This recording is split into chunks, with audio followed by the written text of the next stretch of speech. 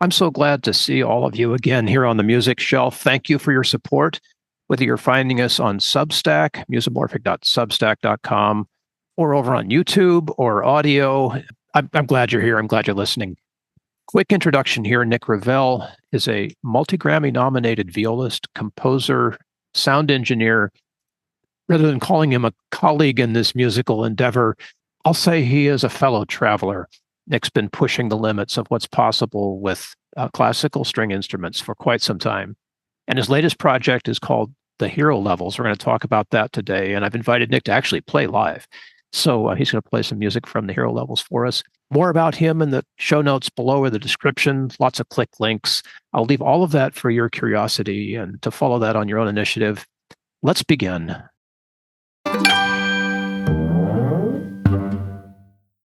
Bring me up to speed here on where Hero Levels is and in terms of its release in the world. It's wow, it's been a real journey. I mean, I can't tell you how many times during this process I've been like, I think we're done. I think it's done now. And then the next day or week or whatever it is, a whole new arm emerges and I feel compelled to follow it to the end. So this started in summer of 2023. Had the idea to do sort of a video game etude book because I thought that would be fun. And I thought that I would enjoy playing them.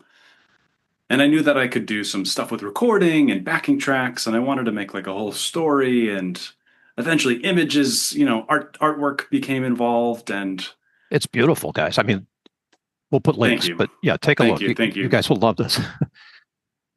And so then I published the first 6 books, violin, viola, and cello, in what are now the top 2 harder difficulties, legend and noble, in July of 2024. So I got that all done in a year. All of the play-along tracks, some of the demo play-alongs, and the tutorial videos, and I tried to make it a real resource. Oh, it's immense. I mean, and I feel like huge. That's part of not the problem, but you give a huge amount of material to a teacher, a new type of material to a teacher, and it's a lot to take in. So, I mean, it's a lot just to to listen. Yeah. So then I got feedback I got feedback from teachers saying this noble difficulty, which you say is easy, is not easy. And so then I made story mode, which I originally was going to make as like a audiobook, music and words kind of thing. So I repurposed that, and I published those last 3 for violin, viola, cello, and story mode in December. I've repurposed all of the demo playthroughs in fancy mixes and user-friendly arrangements into the Hero Levels original soundtrack, and I've turned the actual novella story in the etudes into an actual book that you can you can read while listening to the music. And so once that album comes out on the 29th, I'm done. I'm putting it down. I've got to quit. I don't believe you, man. There'll be something else. True. Yeah. So have you done any live performances of this with real live musicians? So there's a couple things. There's the format of this material is such that you can play along with audio backing tracks. Right. Music -1, except it's Nick Revel style. Exactly.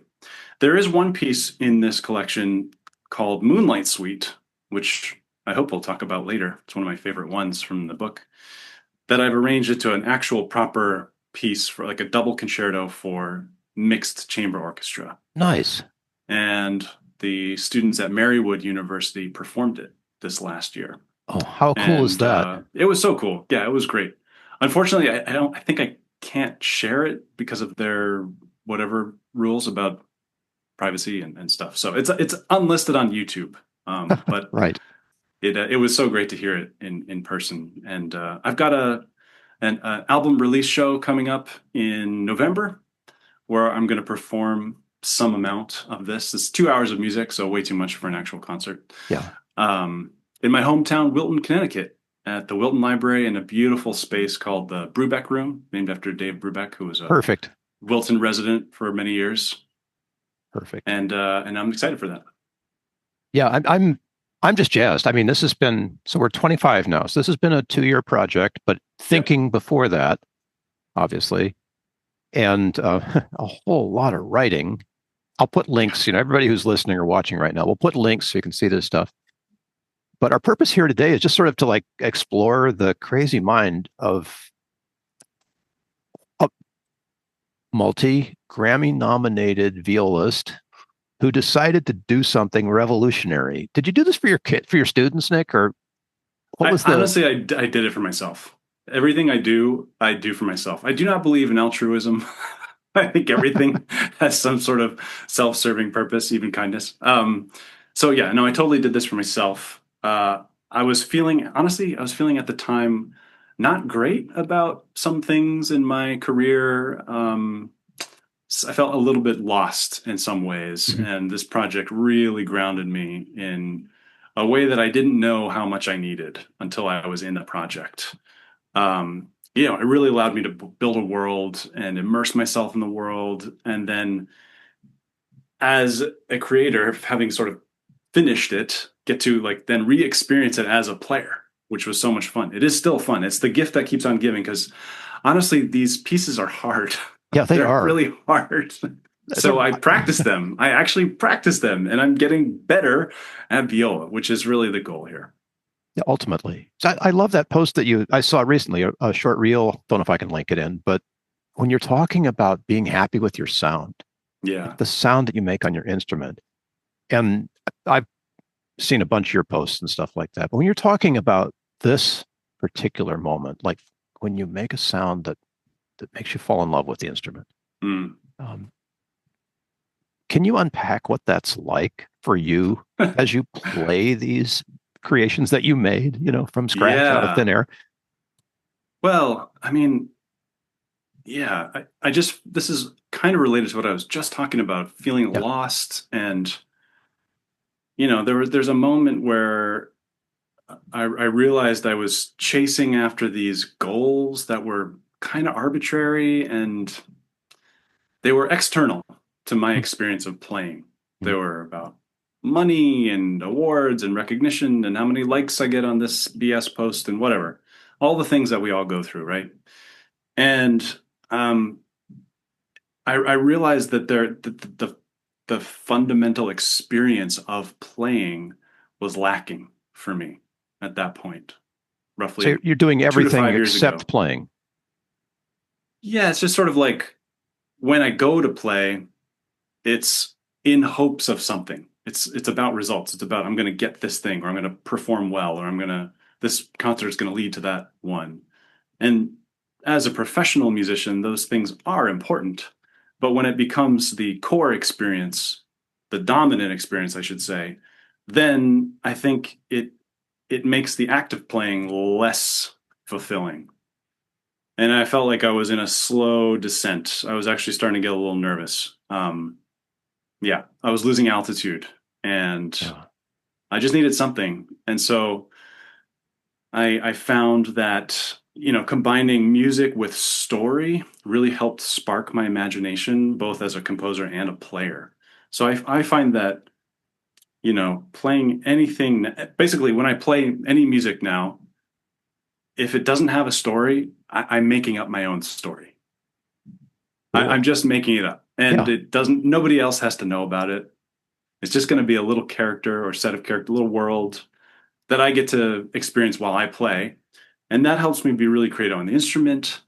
It helps me more immediately go for something as opposed to avoid something when I'm playing. So that's been really helpful. I don't want to I don't want to do a spoiler alert or anything like that, but hopefully we're going to be able to actually get you to play Yeah. 3 of these. And it's so cool to like know the story behind the music and how you as the creator happen to choose that particular story to enliven the music that you wrote. Mm. That fascinates me. And no, I'm not going to do a spoiler alert on this because people, you can go and get the book, right, and read it for yourself, and you can listen to the music, and you're going to have your own experience of this. Right. But I'm really curious about your experience. Like, so, I mean, you mentioned Moonlight Suite, and it isn't like the first thing on the short list of stuff that I pulled here. But because you mentioned it, let's go there first, because that seems Sure. to be a well-realized kind of composition. Yeah. All right, I'm gonna flip to it here in my iPad. No, I don't have all of them memorized. Oh, I can't Someday imagine. I will. Someday, maybe. We'll see. How many hours of music? Is it a 2-hour project total? The album is 2 hours of The album's 2 music, hours. but some of the arrangements have been shortened because in the etude books, some of the more open-ended, like improvisational ones are kind of puzzles, or they're more like sandbox playgrounds. Yeah. So the tracks go on for longer. Um, so I would probably estimate 2.5 hours of music if you were going to play all the etudes back to back, which is a lot. That's a lot. Yeah. I haven't like looked at the Chopin Etude book to see how long it is, but I know it's been recorded on like 2 LPs. So we're probably in the neighborhood, Yeah. of everything that you could possibly hope to work as a violinist, violist, or cellist, right? Yeah. I mean, I wrote it for, myself in mind. So a lot of these are viola centric. And because all of the instruments in the etude realm share the same audio play alongs, I couldn't do easy little like up a fifth kind of transpositions to get to the violin version. Right. So they are similar, but not exactly the same. And sometimes the violin versions will be easier than the viola versions, even at the same difficulty mode, just because of the octave and the string difference in strings.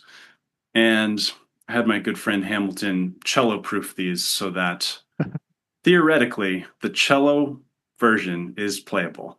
This is what I've been told. This is what I've been promised. Well, if Hamilton says it, it is. Yeah, exactly. It doesn't necessarily mean it's playable like by me. Yeah, exactly. But I'm pretty sure the cello legend versions are near impossible. So Noble's Perfect. Noble's a good place to start. Moonlight Suite is right in the middle of the story, actually. It divides it's the last one before, in the mythical world, you jump into the extraordinary, where you actually start fighting magical beasts. You have your boss fights, right? Yeah. In chapter 4. So this is the very end of chapter 3, and it's basically right after nearly the full plot and the full scope of your involvement in the plot as you act as the hero in the story has been revealed. You've met basically all the people that you're going to meet, and you're almost fully prepared to go take on the world. And so this Moonlight Suite is kind of a celebration. It's kind of like one last hurrah before we go out on a very dangerous mission. Right before the heroic journey actually begins. Yeah, pretty much. And so I just like to, and so, it's a double concerto in the real orchestral version. It's sort of a duo in the etude version. The idea is if you're a violist, you can play with a recording that has the violin, your counterpart part built into the recording, or you can grab your buddy and play it together. So I'm really hoping I'm getting my friend who plays violin to play on the Wilton Library show, and we'll play Moonlight Suite together. I think it would be so much fun to play this with an orchestra. I would love to come back to Marywood. I did some work with them this last year and actually be one of the soloists. That would be super fun. Yeah. But for now, we'll play with a perfect recording. It's always in tune. It's always in time, and it's good fun. So it's in 3 movements. The first one is kind of a gavotte. The second one is very intimate, and the third one is in Tarantella.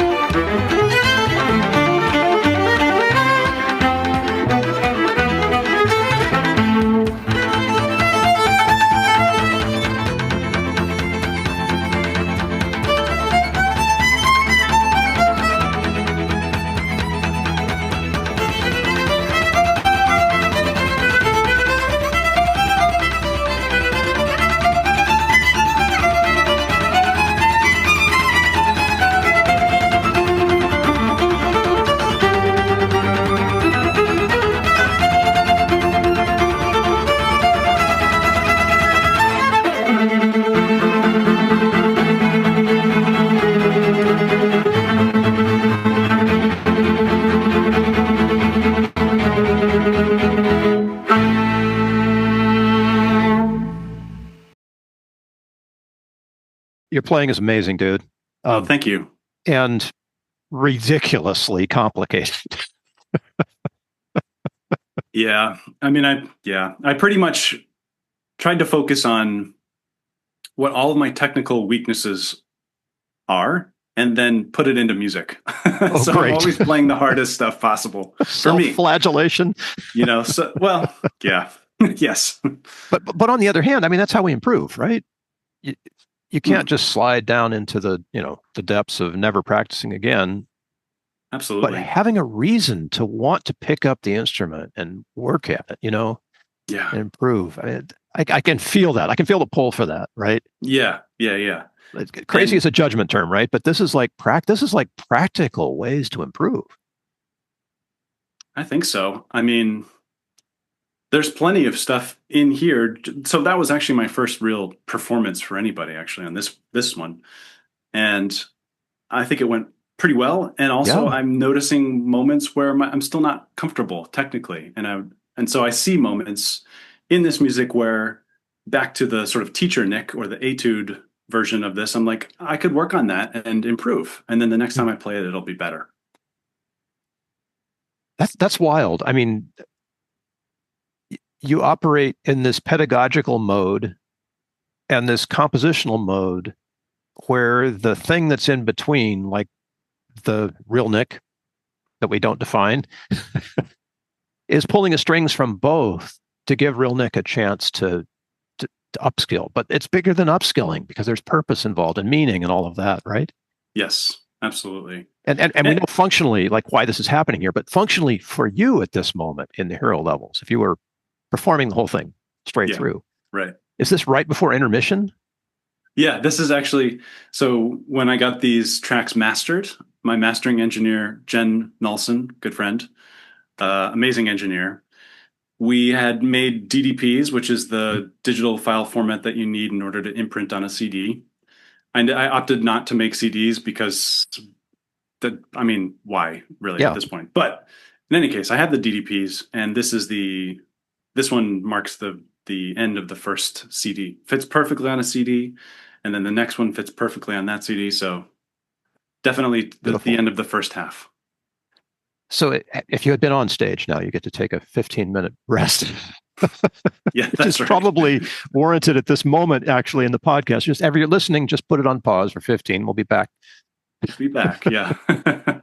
So, But honestly, I mean, when it's working well, um, it's not tiring. mhm, And I only feel tired when I'm exerting in ways that my body doesn't want to allow. And that happens when I'm not using my body properly. So mhm. that's part of the learning for me. It's not just can I get the notes and the rhythms together, and not even on the next level, like can I make something musical out of this sound set, but it's like can I do it while feeling comfortable with ease? And when I get to that place, it just feels like I just imagine that's how the Hilary Hahns of our world feel when they play. It's just like, I get to fully focus on the music making and really not so much on like, well, how's my pinky moving and can I get to the string crossing in time? And like, that's for the practice room. I would Yeah, like to leave it yeah. there. This is one of the things I love about you because when it comes to the moment, everything else goes away, and it really shows. Like whether you're playing, let's see, I've watched a couple of videos of you doing solo concerts, and one you did a duet with Hamilton, seen you on stage, but in that moment of the performance, it's like something else takes over. And it's a really beautiful thing to watch the transformation. Mm, Like most of us would never see Nick Revel like off stage. The lucky few who do get to know you as a person, but we can see that change happen in real time, and if you have a chance to watch this in the audience, you'll see that change happen when Nick plays the next song he's going to play. But now that you know that it's there, can I ask you how you go there? Like mm. before the bow hits the string, what do you do?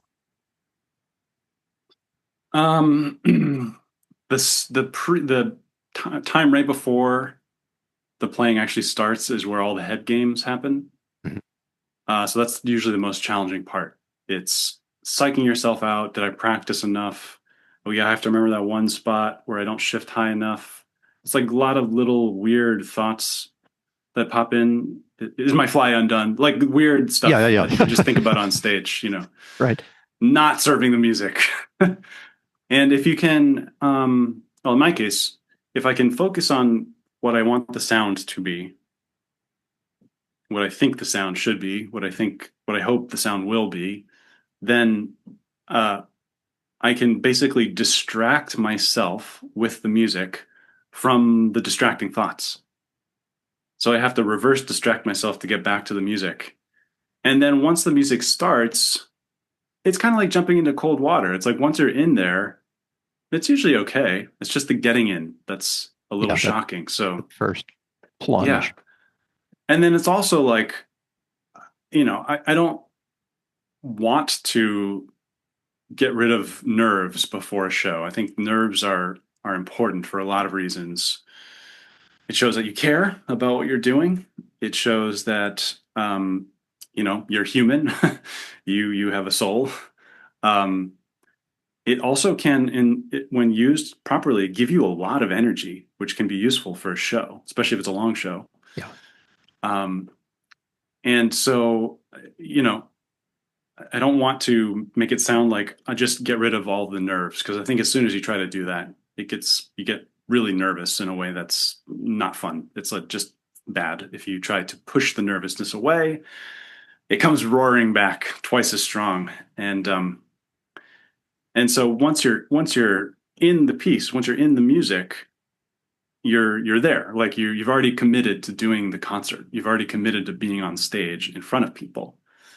So that's kind of like at that point, you might as well just play how you play and just, like this, there's not much choice at that point. I mean, you Yeah. could walk off stage. Sorry, not tonight. That would be extreme, I think. Yeah. I'm sure it happens, but like, and also you want to honor the audience. They've come all the way from wherever they live to see you play. That used to make me nervous because it used to make me think like I'm going to disappoint them. Or what Mhm. if I disappoint Yeah. them? But they wouldn't come if they didn't want a show. So they're eager for it. They're going to be receptive for the most part. You get the occasional whatever, but mostly people just really want to be there to experience music. And once you're in the music, even if it's hard, just do your best. Just give them Yeah. something, share. Yeah. I get that. I really get that in the audience. You can tell, Oh, cool. when somebody's there for that reason versus when somebody's not, Yeah, right? sure. And the Sure. technical performance could be amazing in both cases, but it's like, it's a cop out to say it's like people that bring their heart to the performance, but out in the world, you hear that a lot.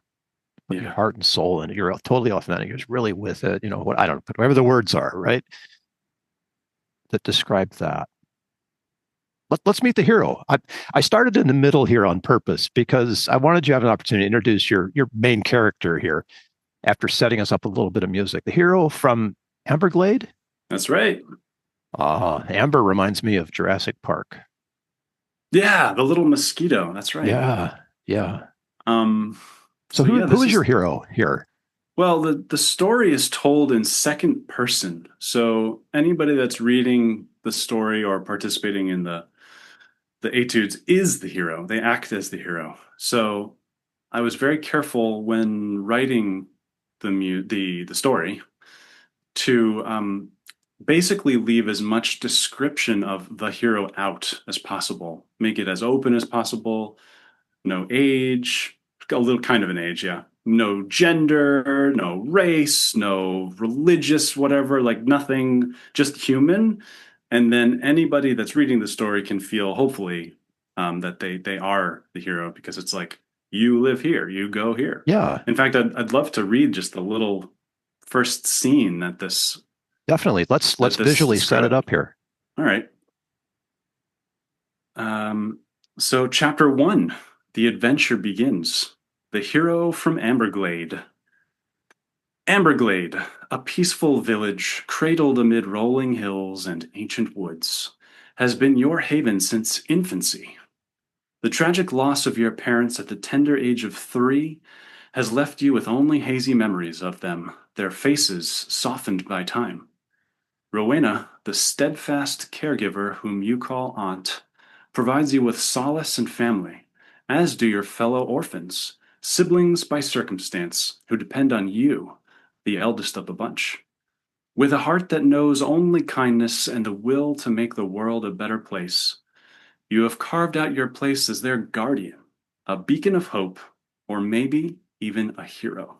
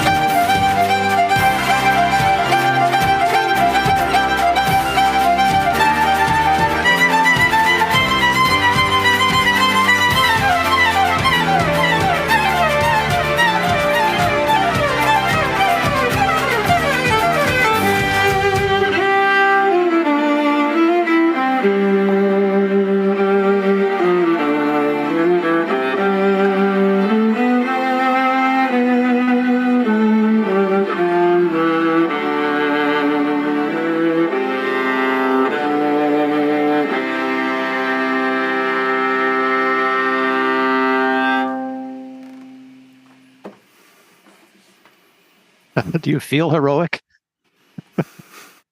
I try. This is maybe a bonehead question, but as the violist in the mix, are you the hero?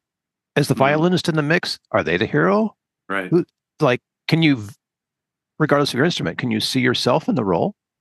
Oh yeah. I mean, I think for sure the experience of participating in the story for me while playing the music is that if I were to imagine an animated hero character kind of going through the town and feeling like a hero, kind of maybe boisterous, maybe slightly arrogant, maybe just good, like whatever it is, just sort of Yeah, like yeah. upbeat energy. I would imagine that this whole sound, including the solo part, is the soundtrack to what that character is doing. Got it. Yeah. And so part of the fun, part of the video gamey aspect of this as a player is I feel like my viola, of course, it's an expressive tool. That's the end goal. But in terms of the etude and the gaminess, it feels like a controller. It feels like a video game controller, where if I'm able to imagine this hero character going through this town, how can I, make the sound describe that scene as robustly as possible?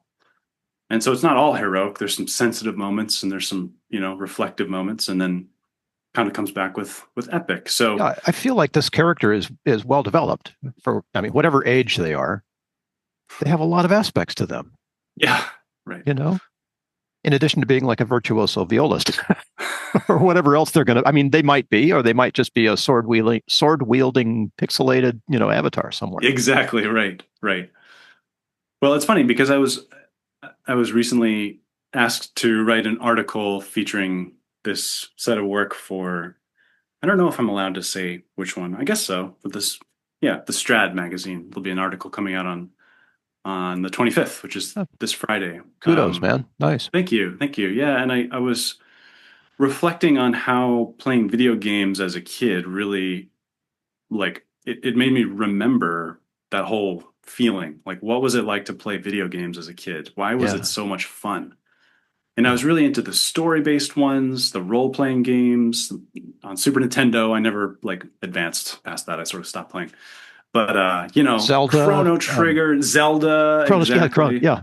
Such great game. And I realized that the reason that they're so good is because of the music. It, I think once I tried to play them without the music, and it's really boring. It's Yeah, it's really really not, they're not, hard. the games are, the graphics are kind of, like you said, pixelated, and it's old, it's outdated technology. And so I just feel like the music was the thing that actually captivated my imagination so that playing the game felt like an adventure. It was what brought me into the story. And Yeah. that was kind of my idea for this. It's like, well, let's make the music. Like the music will bring the player into the story. Yeah, I get that. It works for me. I'm NES, Zelda, 8-bit music, all of that. I couldn't put it down. No, no. Yeah, of And course. late at night, you turn it way down so you can barely hear it, right? And it's just not the same thing as when even with 8-bit music. It's not the Right. same thing without the sound. Yeah. Yeah, yeah. Set us up for the dance battle if you don't mind. Well, in my opinion, every good RPG or fantasy story, there's always a section for Let me useless just side laugh here for a quests. second. Sure. Terms we never had growing up. And every good RPG story. RPG, yeah. Thank you, Ready Player One, for changing our language. Okay, so Exactly.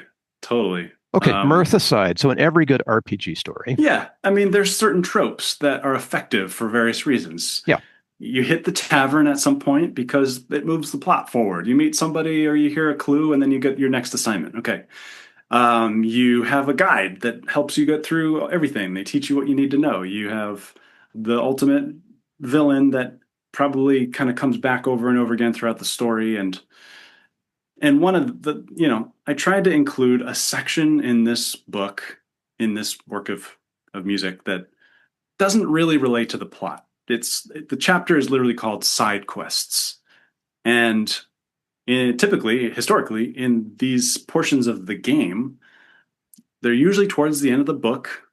They're usually right before the sort of final journey into the heart of the demon's lair or whatever. yeah, And they're fun. They're silly. They're sometimes like, goose chases. Go find this item. Go find this item. Go find this item.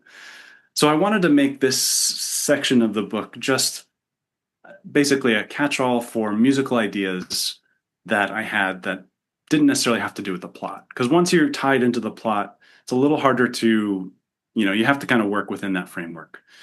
So it starts with basically you're on a quest. Your side quest is to travel the world and collect the best items and the best weapons and all this stuff. You meet an earl in what is it? What is the text here? Wait.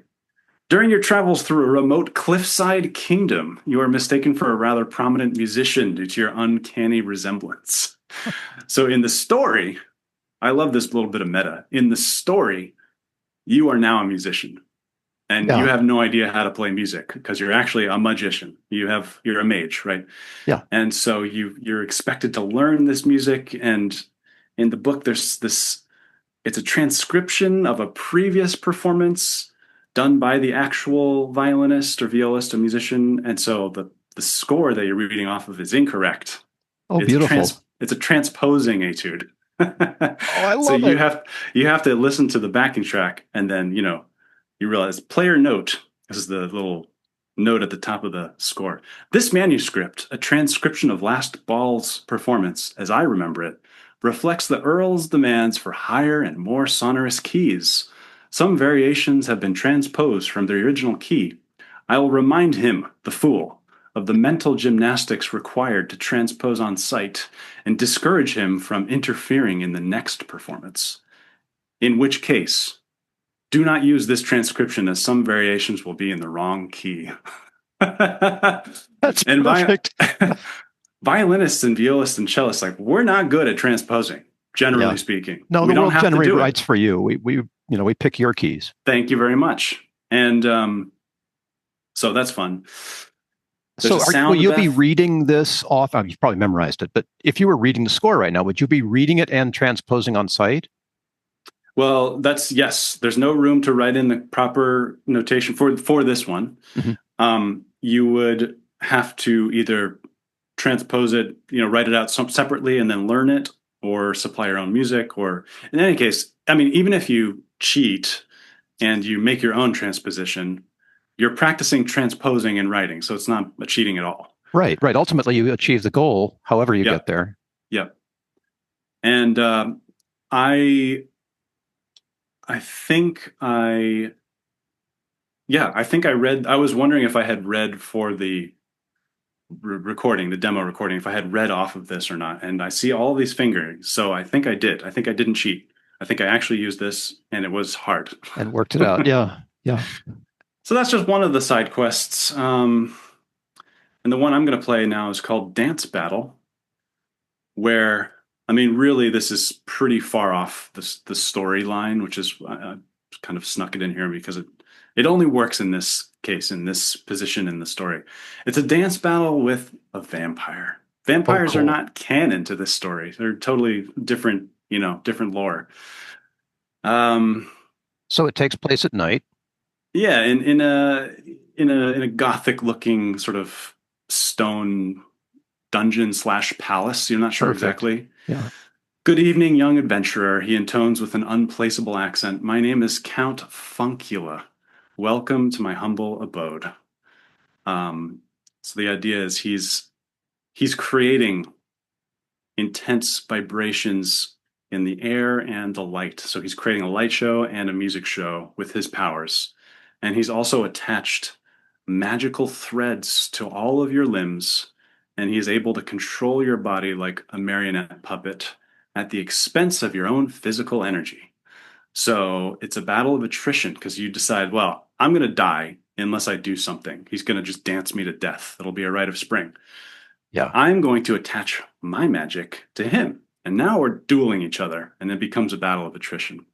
So as you'll hear in the play along has the solo line perfectly built in, and you are able to play in unison with it. I think some people would find that challenging for various reasons. Maybe they find less room for rhythmic expression, or the intonation would just be impossible to deal with. I don't really know. I like playing with the built-in line because it's fun to try to the game. This one really feels like a game because it gets faster and faster, and it feels like I'm just trying to hang on. I'm just trying to survive. And if I can make a little bit of a musical impression, then that's great. So this is Dance Battle. And we know you're going to win. Don't say that yet. Don't. The worst thing you can do is say, "You got this," when your buddy's playing a video game. Okay, here we go. Yes.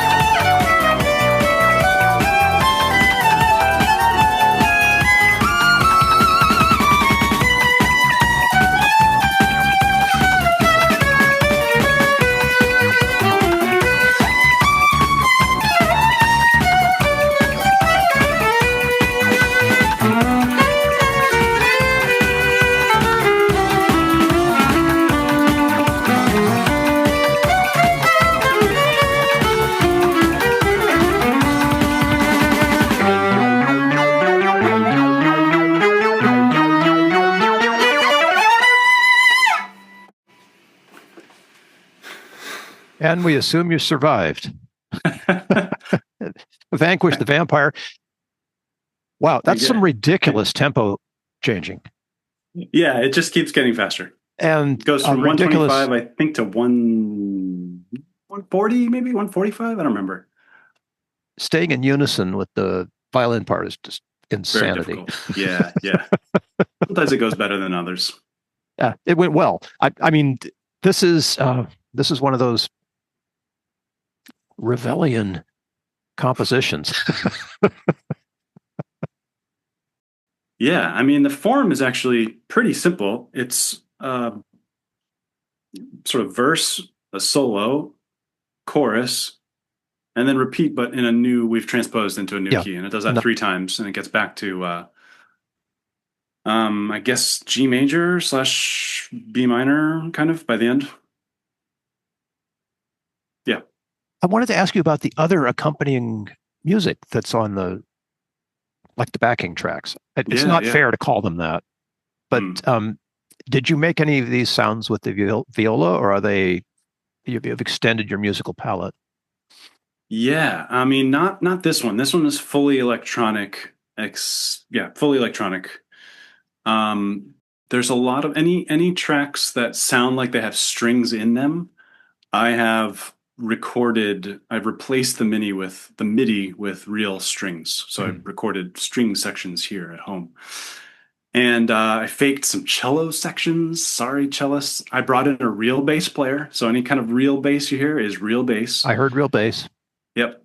In like Moonlight Suite, for example, and pretty much the whole first half of the book is more orchestral and acoustic sounding. A lot of those have, the strings are real. And then the second half of the book is more electronic, more beats, more pop oriented. It kind of leans more towards I don't know. To me, it's more villainous. It fits the boss battles better, I think.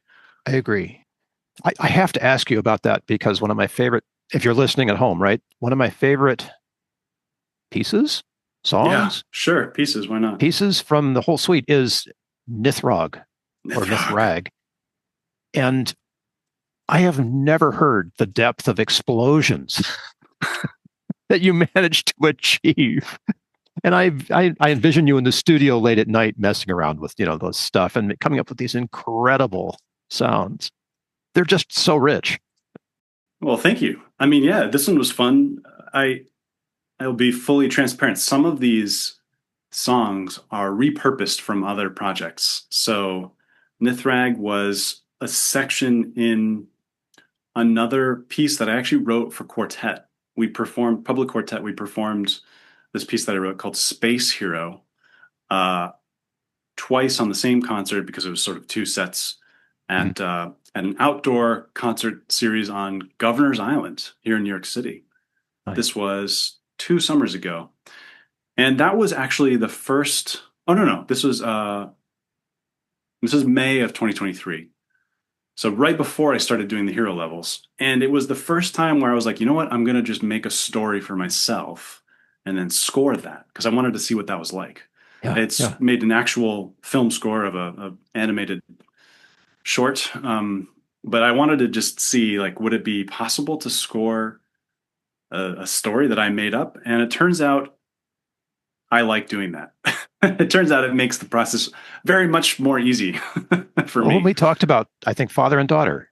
Yes, that's the one. That's right. Last time we got together, or maybe, I don't know, when it was a while ago. That sounds fascinating to me, to take somebody else's visuals and then add your track to it. Can deepen or change or transform the whole meaning in some way that is magical. Yeah. And so I love that I happened to pick a song, that just, it grabbed me, man. I was listening to this and I went onto the headphones and I'm going, oh, this is so cool. And in the story, I think this one matches the story really well because Nythrag is a dragon who lives inside the obsidian cavern. Oh, another favorite. Which you can only get to atop Wormcrest Peak, guarded by this strange goat demon named Hades, who's trying to clobber you. And once you get past the obsidian cavern, which tries to lull you into eternal sleep, literally. You finally attain the chronosphere, which is a legendary mythical weapon that allows you to send your spirit energy or your magic energy into the weapon and control time briefly. You can go backwards, forwards. Nythrag is a dragon that essentially, instead of breathing fire, breathes gravity. So it can pull you in and crush you, and the only way to escape it is with time. And in the backing track, the format as I see it is the verse part is this it's like a octatonic scale. That's what it is, octatonic scale practice. And then eventually there's a section where you're attacking, and that's in the solo part, and that goes back and forth between those. But as you go through this piece, there are delays and other things that happen in the track which make it possible for you to kind of lose your sense of where the beat is. Yes. That's and so so cool. You have to keep track of it. And there's even a section at the end that time just fully breaks because you haven't really learned how to use the chronosphere yet. So you're trying to learn how to use it while battling Nythrag. Yeah. And yeah, I really enjoyed. I felt so clever making that part there because I really struggled with it. That 1 20-second, maybe it's more like 30 seconds of total time break, and then it speeds up again towards the end. Took me probably like two hours plus to figure out how to do in Logic using samplers and time glides and all kinds of. It was a nightmare, but also it was fun once I got it. Yeah. Because then it's like, now it sounds like time is broken, and that's what I wanted. Yes. And in that part, you're supposed to just like, there's no instructions. It's just the fermata with slash notation. Improvise with the track using main motives. Yeah. So if you're good at improvising, no problem. No problem. You're comfortable. If you're an excellent player but have never improvised, that might be scary. Just as it would be to be lost in time, I think. So that I really enjoyed making this one. This was fun. That's so cool because, as musicians, time is everything for us. Yeah. And without time, we're lost. Right. Exactly. Yes. Right? On the other hand, we also need gravity. An acoustic piano would not work in a weightless environment. It just wouldn't. Right. And a lot of other things that we depend on, like to sort of keep all the instruments and all the musicians on the stage. Yeah, exactly. are related to how we exist in this universe, right? As beings that live on a planet, there's a certain amount of gravity associated with it, and all the other things are measured to that. Essentially, that we do from walking and sleeping to drinking water and playing an instrument, particularly one that relies on weights. Yeah. Not sure that would be the case if you were weightless. I imagine you could still play the viola pretty well. There's some strokes that would be much trickier because they do rely on, generally there is a sort of resting down sense when you put the bow on the string, or, even if it's not heavy, you're still arriving at a downward place. So I wonder if that would be gone in gravity. When you get a ride on one of the various, near Earth orbit, that are out there, when Public Quartet performs from space, we'll know. Oh God, that'll be a video of us all continuously vomiting into our instruments. It'll be a disaster. Send a note to Elon now. Oh God, you can start planning for that. Yeah. I am so grateful for your time, Nick, and I know it's late, so I just have one more question before we head out here. Absolutely. And because this is sort of the end of the journey and the start of what will happen in the world for the hero levels, what is the one thing that you haven't had a chance to sort of say to anyone who will encounter these, and either as a listener like myself, or as a musician who wants to play them, or even someone who wants to think about pulling together a group to perform them? What's like the one thing that people ought to know? Well, I build this whole set of material as educational material, as etude books, things that you're supposed to study and practice. And to a certain extent, they are. They're half studies and half pieces. That's how I would actually sort of think about them. I think they're pieces enough that you can perform them and feel good about playing them on stage, as I hopefully will feel as I perform these in November. So as a potential player is navigating this material, I think it's really important to remember that even if you're studying a particular aspect of technique, or you're trying to express a certain emotion, or you're working on a certain type of sound, the end goal, in my opinion, is to make music, is to share some sound that you feel connected to, you as the player.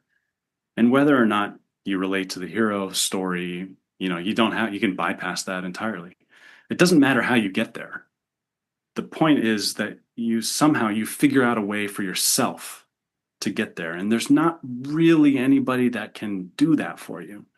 You have to figure it out for yourself. I tried to give as many options, extra ways, extra paths of getting there in this material, the images, the story, the backing tracks. But in the end, if you don't relate to all that stuff, but maybe you like the music itself, then that's fine. You just go to the music. And really, in the end, this material is about the music.